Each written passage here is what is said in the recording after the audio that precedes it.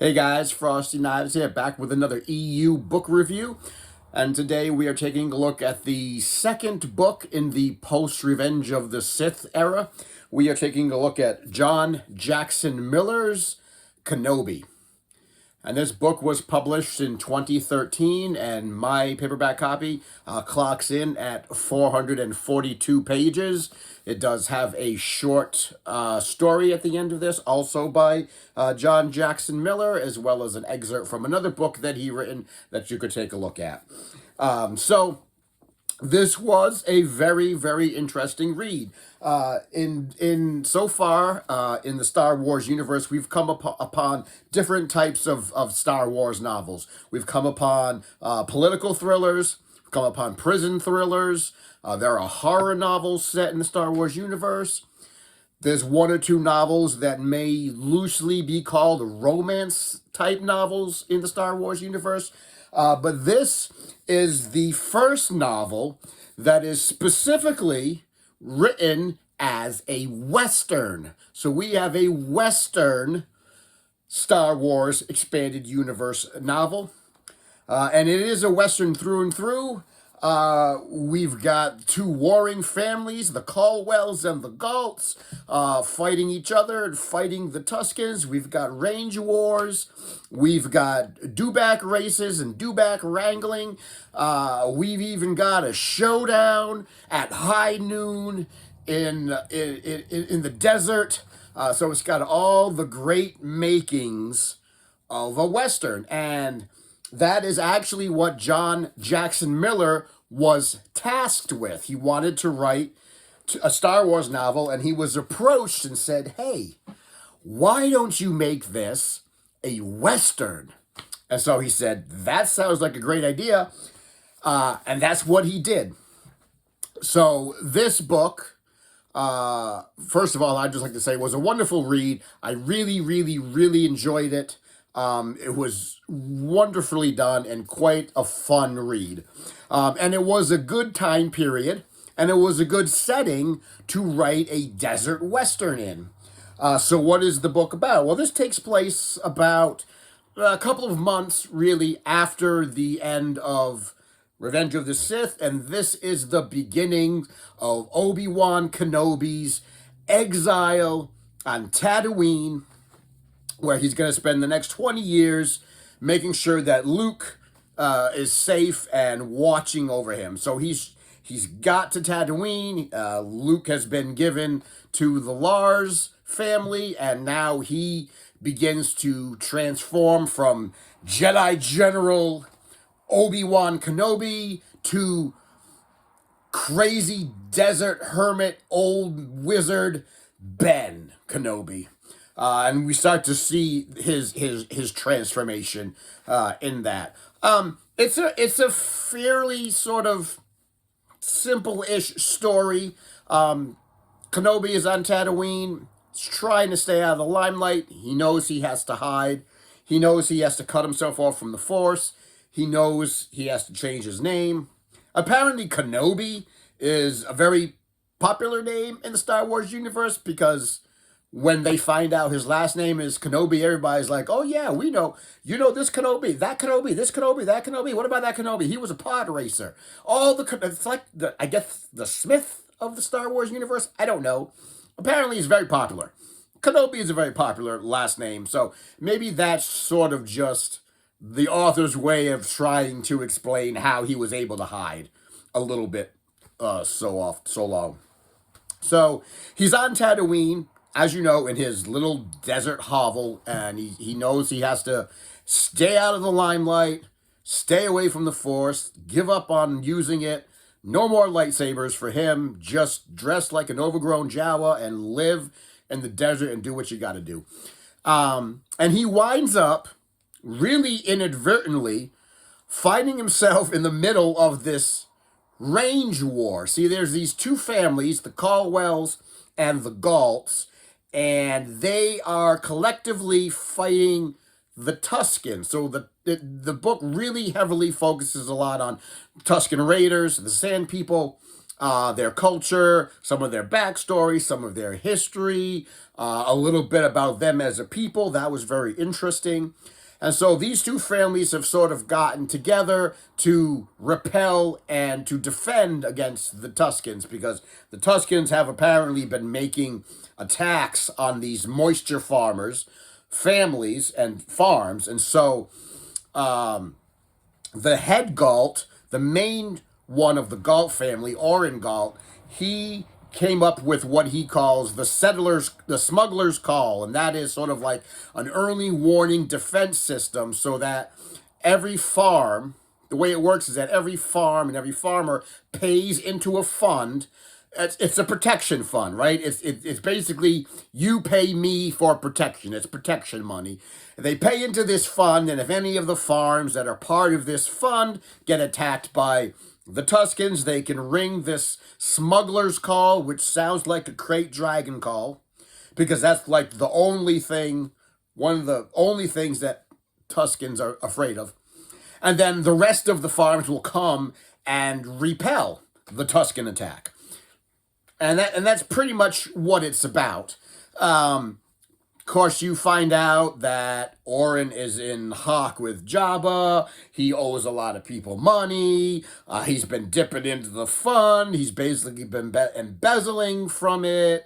Yada yada. Kenobi finds this out, and so he gets dragged into this sort of range war, fighting, feuding families things. He doesn't want to do it, but he gets dragged into it, and that's pretty much the whole story is him trying to figure out, what's going on and why is he in the middle of it. And he really can't be in the middle of it. He doesn't want to be a famous person on Tatooine. He wants to hide. And so he does that. There's a really cool scene in the book where Obi-Wan fights a crate dragon with a lightsaber. One of the last times that Obi-Wan uses his lightsaber, and it's him in a stone grotto, like this closed-in stone grotto, fighting one-on-one with the crate dragon. That was very interesting to see. But yeah, that was pretty much the story. And really, what the real impetus of the story was, it was Ben transforming into what we know him to be further on down the line in A New Hope. So, not going to go into too much on the story itself, but let's talk about what I liked and what I didn't like about it. Wasn't much not to like about it. I did quite enjoy the book very, very much. Obi-Wan is the only one of the main characters that's in the book, and all the rest of the characters are new characters that were created by John Miller. So I tend to like those kind of books where we get away from the main characters and we start to see what's going on in the world of Star Wars for like the common people, what's going on with the common folk. If it's done well, there's only really two ways that a story like that could go. It can either be done really poorly or it can be done really well. This one was done really well. I liked all the characters that were in it that weren't Obi-Wan. I liked the Caldwells and their family. It was Annalene Caldwell. She had a couple of kids, Callie and Jab. Yeah, Jabe. Jabe. And then there was Orin Galt, who was the main antagonist. He had a couple of kids, and they were all written to be, use pretty good villains. And then there was the Tuskens, and we got to really dive deep into the Tusken culture. So that was nice. The characters were well written. We get to see different aspects of Tatooine. We got to see Mos Eisley. They talk about Bestine. They talk about Mos Espa. Talk a little bit about Jabba and how he's pretty much got a stranglehold on Tatooine. This book took place in the Oasis, is what they call it. It's basically just a bunch of moisture farms set up in sort of a plateau. That was interesting.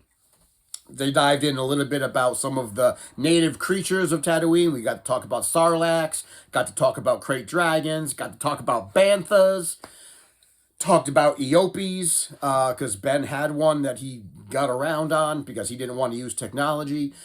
So it was a really good look at Tatooine, at the cities and the culture of Tatooine and what's going on, the people, the regions of Tatooine. And they really got to talk about the Tuskens, and what their religious beliefs were, and their society and how their society worked.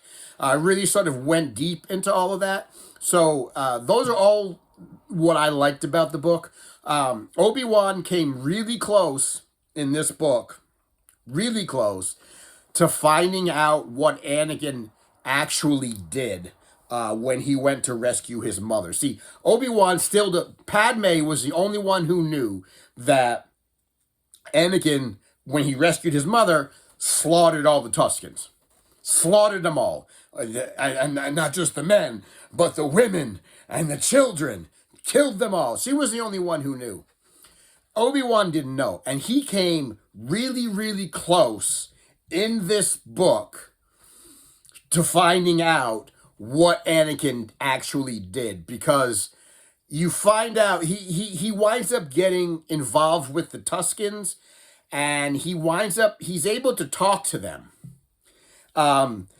Because there's this whole subplot about how there used to be a Jedi named Sharad Het, and he was a Jedi, but he left the Order, and he went to become a Tusken, which is unheard of. You don't just join the Tuskens. You usually become a Tusken because they abducted you. That's what they do. They abduct children and they kind of fold them. They make them into their tribes. But this Jedi, willingly and went through all the trials and became a Tusken. And so that's sort of the bridge there. And Obi-Wan knew that Jedi, and he knew who they were and all that. So he was able to form a communication with the Tuskens, and he was able to have this talk. And so he found out that the Tuskens were scared of something, and he didn't know what. And so the main Tusken, the leader of the tribe in the book, her name was Ayark. She winds up telling Obi-Wan that some time ago, about 3 or 4 years ago, something happened to a tribe of Tuskens who were very powerful. Something happened because there was this whole tribe, and then all of a sudden something or someone came down and slaughtered them all, and they never found out who did it. And that sort of put a fright into the Tuskens, and that sort of made them kind of go into hiding, because overnight this tribe was wiped out. And we as readers know that she's talking about Anakin is the one who came and slaughtered the whole tribe. But they don't know who did it. They just know that this tribe disappeared. And through talking to her, Obi-Wan starts to put some pieces together about and comparing stories, right? The story that Anakin talked about his mom, the story that Padme may have said. And he starts putting it together. And towards the end of the book, he's like, I wonder, could it be? And this sort of leaves it and sort of leaves it like hanging. And then he finally says, I don't think Anakin would have done that, but he's not sure. So he came really, really, really close to finding out what Anakin actually did. And I like that was tied in together. That was very well done. Overall, this was an excellent book. And because it sits where it sits in the timeline, it doesn't contradict with anything. It doesn't even contradict with the new Kenobi television show. This book takes place about 4 to 6 months after Revenge of the Sith. The Kenobi television show takes place 10 years, right at the midpoint. It takes place 10 years when Leia is 10, between Sith and A New Hope. So this fits very nicely into the timeline. You can read this book. It doesn't it doesn't contradict anything, and then you can go watch the TV show, and it's still fluid. There's still continuity going on. I don't know if anybody ever thought about that when they decided to make the TV show, but just know that there is no contradiction between this and the show that Disney put out, which is good. It sort of fits into it. This is the last. This is a little bittersweet, right? Because this is one of the last books that Obi-Wan is in. This is where we sort of leave Kenobi into the dust of Tatooine, and we move on, and we walk away. He'll show up again in maybe one or two other books that we're going to read, but for the most part, this is where we're going to leave our friend Ben, and we're not going to see him again until A New Hope rolls around. So it's kind of bittersweet. Here we have to leave Obi-Wan, and we have to move on to other things. And it's one of those moments. He's been such a big part of the prequels, such a big part of the Clone Wars, and now we have to leave him as the crazy old wizard in the desert. I believe I gave this a 4 on Goodreads. I think I gave it a 4, and it was a really, really good book. I don't think this was my first John Jackson Miller book because I haven't read any of his Old Republic stuff yet. So this is my first introduction to this author. Thought he was done really well. It was really, really well crafted. Good pacing, good story, good characterization, good amounts of humor involved. Nice look at deep dive of Tatooine. Good look at the Jawas. Good look at the Tusken Raiders. Good look at the different cities and townships of Tatooine. Just really well done. I thoroughly enjoyed it, and I would recommend people reading it. You don't have to read really any of the other EU books to read this. This is pretty much sort of a standalone Kenobi book. If you know that he spends 20 years on Tatooine, living by himself, watching over Luke, that's really all you need to know to get into this book. I thought it was well done. I gave it a 4 on Goodreads. So far, we are off to a good start here at the beginning of the next leg of our Star Wars journey. So what are we going to read next? That's going to be a little bit funky, what we're going to read next. So the next book that we're going to read is the book 1 of Coruscant Nights trilogy, Jedi Twilight. So there's 3 books to this trilogy. So we're going to read this book, book 1, Jedi Twilight, and then at the same time, we are also going to be interspersing these books with Jude Watson's young adult Last of the Jedi miniseries. So we're going to read book 1 of Coruscant Nights. Then we're going to read the first 4 books of the Jude Watson series. Then we're going to read book 2 of Jedi of Coruscant Nights. Then we're going to read the rest of Jude Watson's Last of the Jedi series. And then we're going to read book 3 of Coruscant Nights. So we're going to read the trilogy, but we're going to sprinkle in some YA along the way with it, because that is how it fits in the timeline. So, for our next novel, Jax Pavan and I-5 are back. Yeah, I-5, one of my favorite droids. So, guys, that is my review of Star Wars Kenobi. Pretty good cover. I like the cover. I like the coloring, the desert colors, the way that this is done. I really think this is a really good cover for this book. So this is my review. 4 stars of Kenobi. So what did you think? Did you like it? Have you read it? And what are your thoughts on either that or any of the other books that we've read or books that are coming up? Let me know down below what you thought about any of that. And as always, don't forget, if you liked the video, to give it a thumbs up, give it a share, tell your friends, tell your enemies, Tell the people that are hiding out in desert oasis because they don't want to be found for the next 20 years. And as always, thank you for coming to my TED Talk, and I will see you in the next video.